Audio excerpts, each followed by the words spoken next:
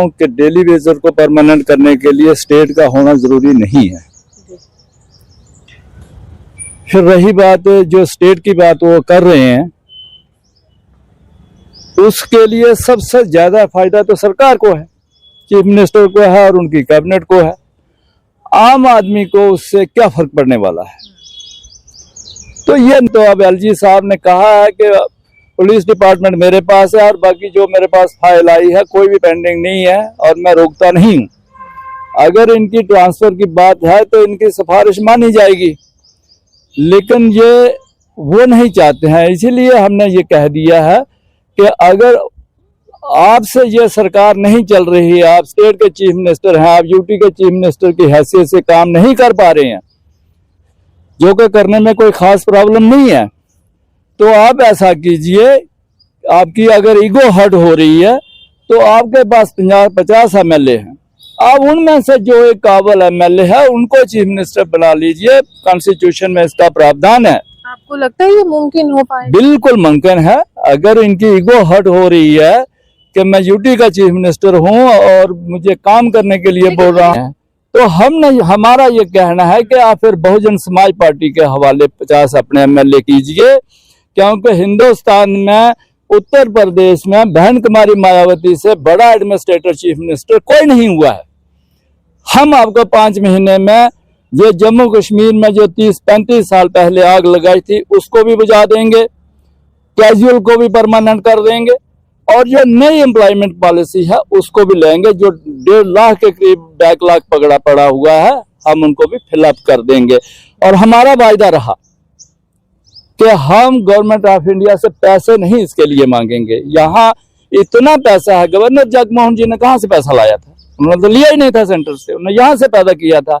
तो मेरा कहना यह है कि ये गवर्नमेंट जो है, नेशनल कॉन्फ्रेंस की गवर्नमेंट, इनकी ईगो हर्ट हो रही है। ये नौजवानों को कुचलने में इनको मजा आता है, क्योंकि इन्होंने 35 साल पहले भी नौजवानों को ही जिस आग में झोंका था, ये भी उन्हीं की कारस्तानी। नमस्कार, आप देख रहे हैं द नॉर्थ लाइन डिजिटल में हूं रूहानी। हाल ही में जम्मू कश्मीर के मुख्यमंत्री ने कुछ ऐसा कह दिया जिसके बाद सियासी गलियारे में हलचल सी मच गई है। उन्होंने कहा कि अगर विधानसभा भंग कर नए सिरे से चुनाव कराकर मेरा इस्तीफा मानकर जो है यहाँ पर स्टेटहुड की बहाली होती है तो मैं राजी हूं। मेरे साथ हाजी शाख मोहम्मद साहब हैं, जो लगातार जम्मू कश्मीर से जुड़े हुए तमाम मुद्दों पर अपना जो है वक्तव्य रखते हैं और लगातार चर्चा करते हैं। इनसे बात करने की कोशिश करेंगे कि उमर अब्दुल्ला की स्टेटमेंट को कैसे देखते हैं और क्या परिस्थितियां 8 महीने के बाद ही सरकार के लिए बदल गई हैं। हाजी साहब कैसे देखते हैं कि वो कह रहे हैं कि मैं इस्तीफा भी दे दूंगा, विधानसभा भी हम भंग कर देंगे, चुनाव भी करवा देंगे, आप स्टेटहुड दे दीजिए। नमस्कार मैम, आपको और आपके ऑडियंस को भी। ऐसा है मैडम, मैंने स्टेटमेंट उनकी सुनी है।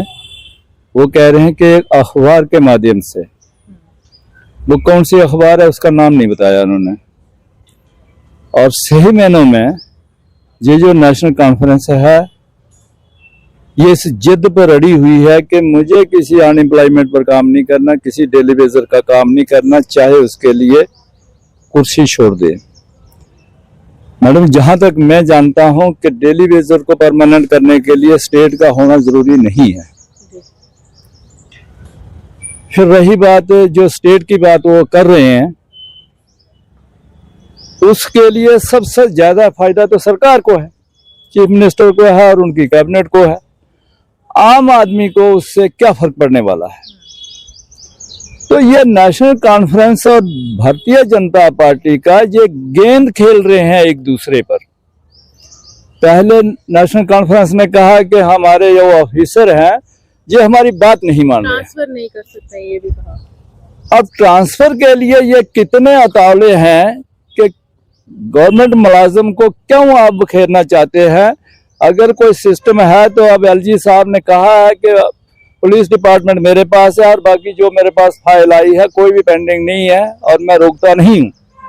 अगर इनकी ट्रांसफर की बात है तो इनकी सिफारिश मानी जाएगी, लेकिन ये वो नहीं चाहते हैं। इसीलिए हमने ये कह दिया है कि अगर आपसे ये सरकार नहीं चल रही है, आप स्टेट के चीफ मिनिस्टर हैं, आप यूटी के चीफ मिनिस्टर की हैसियत से काम नहीं कर पा रहे हैं, जो कि करने में कोई खास प्रॉब्लम नहीं है, तो आप ऐसा कीजिए, आपकी अगर ईगो हर्ट हो रही है तो आपके पास 50 एमएलए हैं, अब उनमें से जो एक काबिल एमएलए है उनको चीफ मिनिस्टर बना लीजिए, कॉन्स्टिट्यूशन में इसका प्रावधान है। आपको लगता है ये मुमकिन हो पाएगा? बिल्कुल मुमकिन है। अगर इनकी ईगो हर्ट हो रही है कि मैं यूटी का चीफ मिनिस्टर हूं और मुझे काम करने के लिए बोल रहा हूं। हाजी साहब, जब ये चुनाव लड़े गए थे उस समय भी तो यूटी था, कहाँ स्टेट था? ये तो पहले से ही यूटी चल रहा है, तब जानकारी थी ना। मैं यही कहने जा रहा हूं कि जब नेशनल कॉन्फ्रेंस इलेक्शन में गई थी तो उस वक्त यूटी में इलेक्शन लड़ी गई थी। किस आदमी ने प्रॉमिस किया था? मैनिफेस्टो भी यूटी में बनाया गया। यूटी का मैनिफेस्टो था। गवर्नमेंट ऑफ इंडिया ने किस डॉक्यूमेंट पर प्रॉमिस के साइन कर रखे आपके साथ जो आज आप काम नहीं कर रहे हैं और उसके लिए अड़ गए हैं? तो हमने इसीलिए कह दिया था कि अगर आपके पास 50 एमएलए में से एक भी आदमी अगर कोई काबिल है तो कॉन्स्टिट्यूशन में प्रावधान है, आप उनको चीफ मिनिस्टर बनाइए और पीछे से आप पार्टी हेड्स की हैसियत से काम कीजिए। अगर उन 50 में से भी कोई नहीं है तो हमारा ये कहना है कि आप फिर बहुजन समाज पार्टी के हवाले 50 अपने एमएलए कीजिए, क्योंकि हिंदुस्तान में उत्तर प्रदेश में बहन कुमारी मायावती से बड़ा एडमिनिस्ट्रेटर चीफ मिनिस्टर कोई नहीं हुआ है। हम आपको 5 महीने में ये जम्मू कश्मीर में जो 30-35 साल पहले आग लगाई थी उसको भी बुझा देंगे, कैजुअल को भी परमानेंट कर देंगे और जो नई एम्प्लॉयमेंट पॉलिसी है उसको भी लेंगे। जो 1.5 लाख के करीब बैकलॉग पकड़ा पड़ा हुआ है हम उनको भी फिलअप कर देंगे। और हमारा वायदा रहा कि हम गवर्नमेंट ऑफ इंडिया से पैसे नहीं इसके लिए मांगेंगे। यहाँ इतना पैसा है, गवर्नर जगमोहन जी ने कहाँ से पैसा लाया था? उन्होंने तो लिया ही नहीं था सेंटर से, उन्होंने यहाँ से पैदा किया था। तो मेरा कहना यह है कि ये गवर्नमेंट जो है नेशनल कॉन्फ्रेंस की गवर्नमेंट, इनकी ईगो हर्ट हो रही है। ये नौजवानों को कुचलने में इनको मजा आता है, क्योंकि इन्होंने 35 साल पहले भी नौजवानों को ही जिस आग में झोंका था, ये भी उन्हीं की कारस्तानी थी और आज ये लोग वही तौर तरीका अख्तियार कर रहे हैं। तो इसलिए हमारी रिक्वेस्ट भी है, अपील भी है कि बच्चों के साथ मत झगड़ा कीजिए, इनके साथ मत टकराओ, इनका काम कर दो, ऊपर वाला देख रहा हो सकता है। आज अगर हम कहें एसेंशियल सर्विसेज की बात करते हैं, बिजली और पानी ये दोनों ही आते हैं, लेकिन बिजली विभाग के जो डेली वेजेस है वो 72 घंटे की उन्होंने स्ट्राइक कर दी है।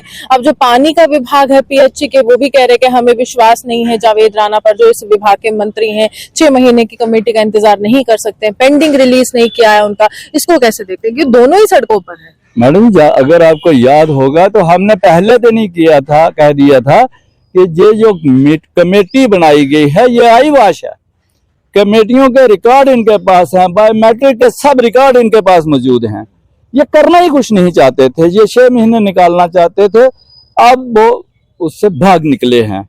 और रही बात जो स्ट्राइक पर गए हुए हैं, तो बहुजन समाज पार्टी का हर कैजुअल डेली वेजर का को समर्थन है और ये स्ट्राइक पर जाने का उनका कॉन्स्टिट्यूशनल राइट है उनके पास। तो आप उनका समर्थन कर रहे हैं पूरी तरह से जो स्ट्राइक पर गए? बहुजन समाज पार्टी जो हमारी राणा साहब के नेतृत्व में, दर्शन राणा के नेतृत्व में जो काम कर रही है, पूरी Bahujan Samaj party casual daily Vaser और जो तंग लोग हैं, जिन लोगों को मतलब उनकी फैसिलिटी से महरूम रखा हुआ है, हम उनके साथ खड़े हैं और डेली वेजर का फुल समर्थन करते हैं। देखिए, साफ तौर पर डेली वेजेस के साथ है, अनएम्प्लॉयड यूथ के साथ है, बेरोजगार युवाओं के साथ है और लगातार समाज के उस वंचित वर्ग के साथ है जिसके साथ लगातार जो है अन्याय हुआ और आज तक जिसको अपने अधिकार नहीं प्राप्त हो सके। फिलहाल जम्मू कश्मीर में 8 महीने हो चुके हैं सरकार बनाए हुए, हाहाकार हर तरफ मची हुई है, कोई भी मसला हल नहीं हो पा रहा है। और जम्मू कश्मीर के जो मुख्यमंत्री है वो यहाँ पर केंद्र शासित प्रदेश बनाम राज्य की बात कर रहे हैं, यानी कि वो पिसते हुए नजर आ रहे हैं। और प्रधानमंत्री के सामने भी उन्होंने कह दिया कि देखिए आप हमें जल्द ही स्टेटहुड वापस कर देंगे, हमें उम्मीद है। लेकिन फिलहाल ये तो केंद्र सरकार ही जाने कि वो क्या करने वाली है जम्मू कश्मीर के लिए। लेकिन फिलहाल जम्मू कश्मीर की सरकार कहीं ना कहीं विफल होती हुई नजर आ रही है और यहाँ पर विकल्प के तौर पर हाजी साहब कह रहे हैं कि हमारे हवाले अपने तमाम विधायक सौंप दीजिए, हम आपको बताते हैं कि कैसे प्रशासन चलाना है और कैसे जनता पर शासन करना और कैसे लोगों के अधिकार जो है उनको दिलाने हैं। आप यूं